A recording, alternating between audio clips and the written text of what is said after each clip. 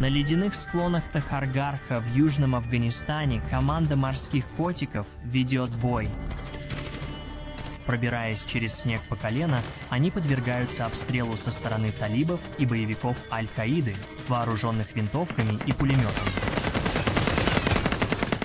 Когда большинство морских котиков оказалось на земле, мастер-сержант Джон А. Чапман идет вперед, чтобы отвлечь огонь от своих товарищей. Найдя вражеский бункер, Чапман ведет в нем ожесточенную схватку, убивая его жителей. Когда лидер команды морских котиков присоединяется к нему, Чапман решает атаковать вторую позицию, получая несколько попаданий. Хотя он умирает от ран до прихода медицинской помощи, его героические действия спасают жизни товарищей командиров, и посмертно ему присуждается медаль почета.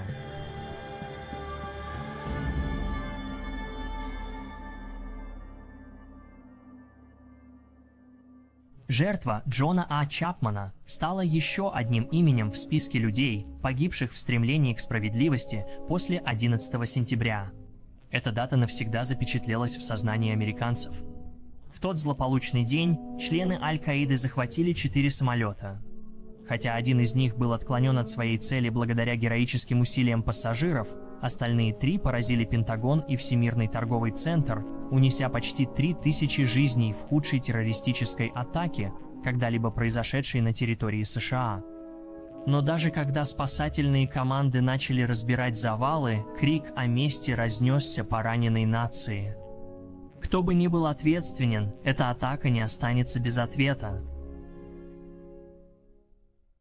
С самого начала главным подозреваемым у американских разведслужб был Осама бин Ладен, глава Аль-Каиды и бывший член из одной из богатых семей Саудовской Аравии. Ранее он был заподозрен в подготовке взрывов в посольствах США в Восточной Африке, и администрация Клинтона предпринимала попытки задержать или ликвидировать его в 1998 и 1999 годах. Бин Ладен испытывал хитрую судьбу и искусно уклонялся от ловушек. После терактов 11 сентября Аль-Каида привлекла к себе всемирное внимание, и Талибан, ее протеже на Ближнем Востоке, оказался под давлением. Пока США все еще оплакивали своих погибших, президент Джордж У. Буш выдвинул решительный ультиматум Талибану, который фактически управлял Афганистаном. Его посыл был ясен и краток: выйти из Аль-Каиды и выдать Бен Ладена, или мы сами разнесем ваш незаконный режим на части и вытащим его из-под обломков. Талибы упрямо отказались, и опять начался кровавый конфликт на Ближнем Востоке. До рассмотрения вторжения в 2001 году давайте посмотрим на контекст. Афганистан всегда был одним из наиболее нестабильных регионов Земли. Изолированный высокими пиками Гиндукуша от соседей, Афганистан оставался землей кочевых скотоводов и феодалов до 20 века.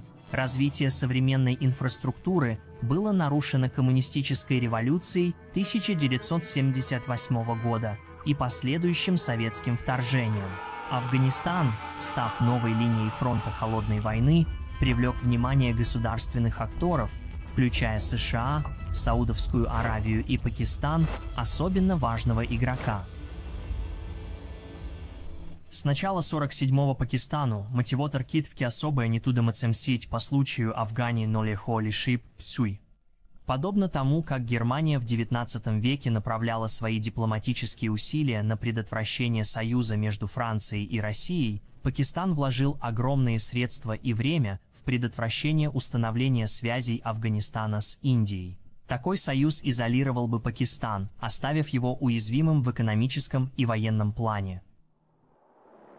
Во время советского вторжения в Афганистан Пакистанская межведомственная разведывательная служба, или ИСИ, анонимно направляла деньги и оборудование от ЦРУ и Саудовской Аравии партизанским силам в Афганистане.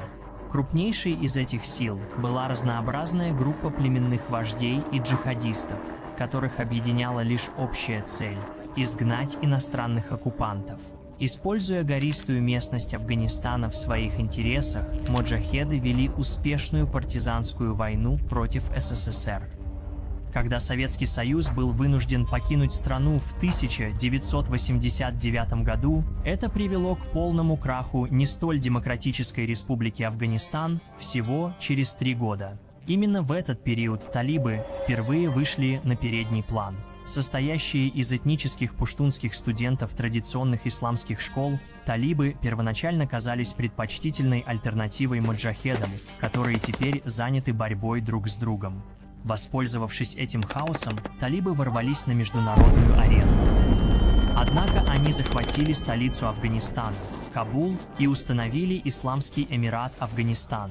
Это тоталитарное правительство было признано только Саудовской Аравией, Объединенные Арабские Эмираты и Пакистаном. В поддержку нового режима Афганистан стал безопасным убежищем для террористов, наркоторговцев и преступных сетей. В 1999 году страна экспортировала около 4000 тонн опийного мака, что составило 75% мирового запаса. Это был единственный доход для афганских деревень, поддерживавших Талибан при их жестокой интерпретации шариата. Это сделало страну идеальным укрытием для Аль-Каиды и Усамы бен Ладена. К моменту 2001 года Соединенные Штаты уже опытны в военных операциях на Ближнем Востоке. Во время войны в Персидском заливе американские войска разгромили силы Саддама Хусейна, несмотря на его мощную армию. Вторжение в Афганистан было таким же сложным, как и Вьетнам. США столкнулись с АТВ, с партизанами, в основном ветеранами Советско-Афганской войны. В то время как Саддам высокомерно пытался соперничать с США в вооружении, талибы могли просто отступить в свои горные укрепления и ждать, пока буря утихнет. Цель успешного вторжения – отсечь талибов от поддержки на Ближнем Востоке. Это значит, что необходимо разбраться с Пакистаном, которое было стойким союзником талибов с самого начала. США предъявили простое требование – Пакистан в пользу талибов или в пользу Америки. Когда лидер ISI попросил заместителя госсекретаря Ричарда Армитиджа учесть сложность ситуации, Армитидж ответил: «Нет, история начинается сегодня». Пакистан официально отказался от поддержки талибов 15 сентября, всего через 4 дня после 11 сентября. Далее было установлено общение с последней оппозиционной группой талибов в Афганистане – Северным альянсом.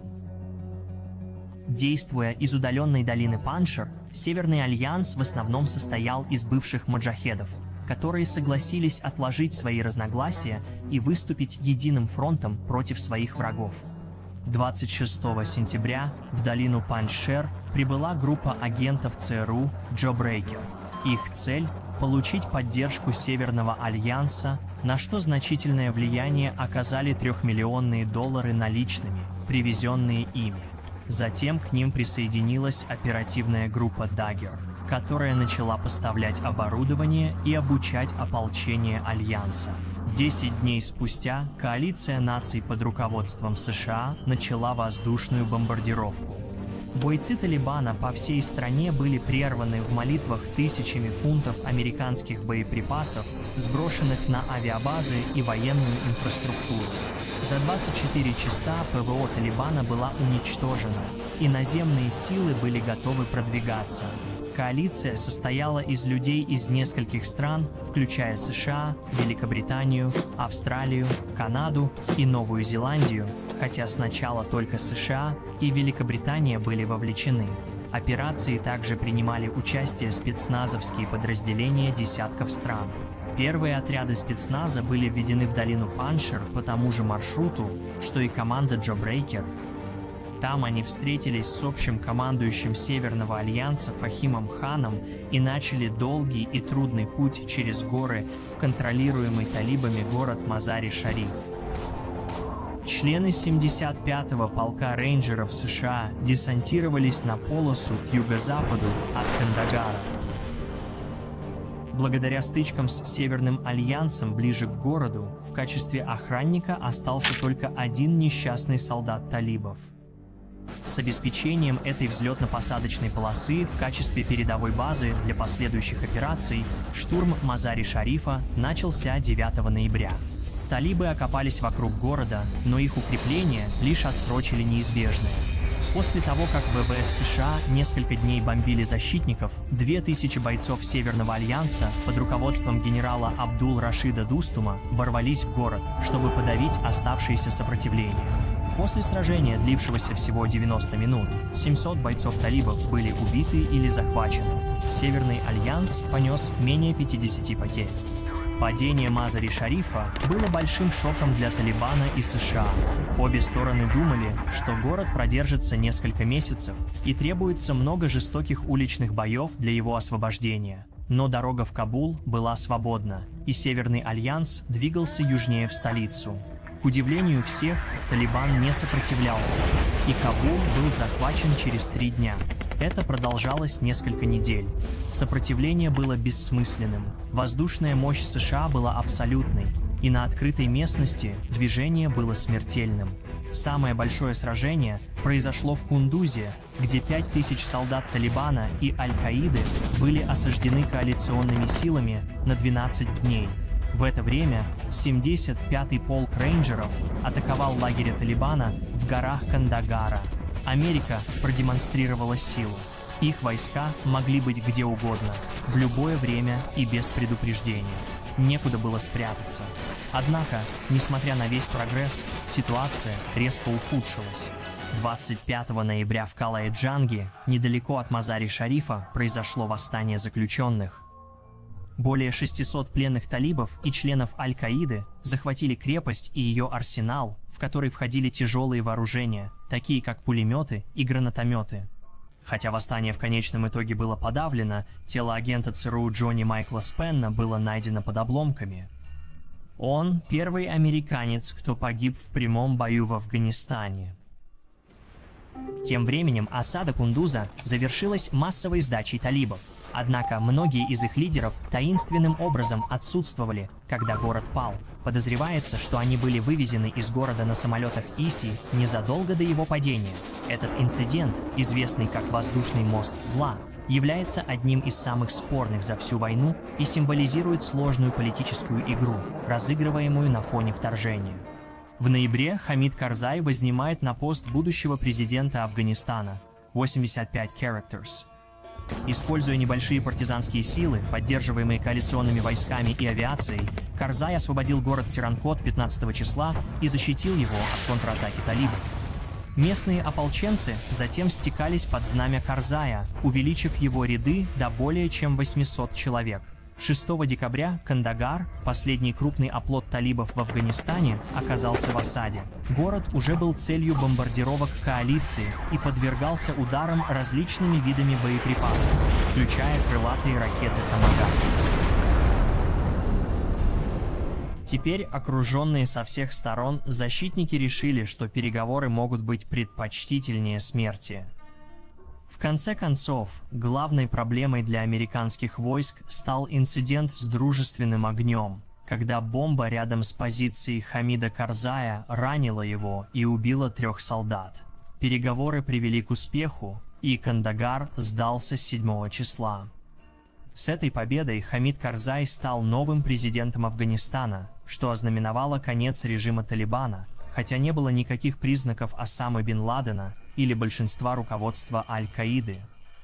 Американская разведка полагала, что беглецы укрылись в Джалалабаде, и коалиция начала гонения.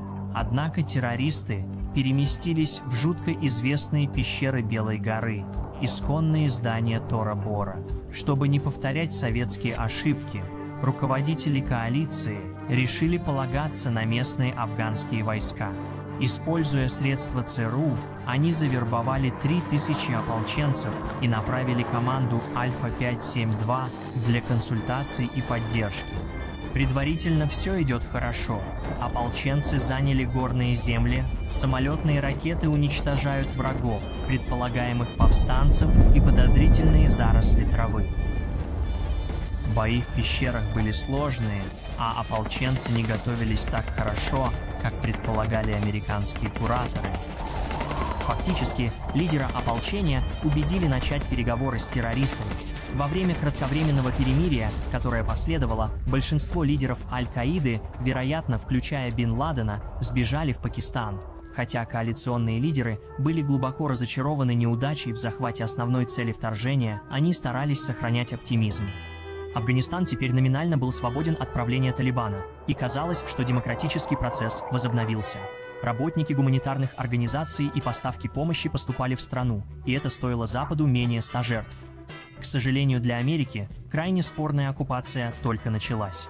В феврале 2002 года аналитик разведки США идентифицировал, как предполагалось, группу из примерно 300 бойцов Талибана и Аль-Каиды, перемещающихся в долину Шах-и-Эхат.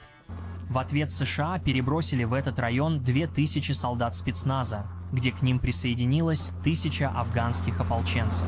Операция «Анаконда» началась 2 марта и вскоре стала известна как полная катастрофа. С момента высадки американские силы оказались в зоне поражения талибов. Повстанцы были хорошо вооружены, а вертолеты «Апач», которые должны были обеспечивать воздушную поддержку, попали под сосредоточенный огонь из гранатометов и антиматериальных винтовок. 2 вертолета «Чинук» были сбиты, а минометы обстреливали позиции США. Тем временем афганская милиция разъезжала по долине на ярко раскрашенных грузовиках с включенными фарами, становясь идеальными мишенями для минометов талибов.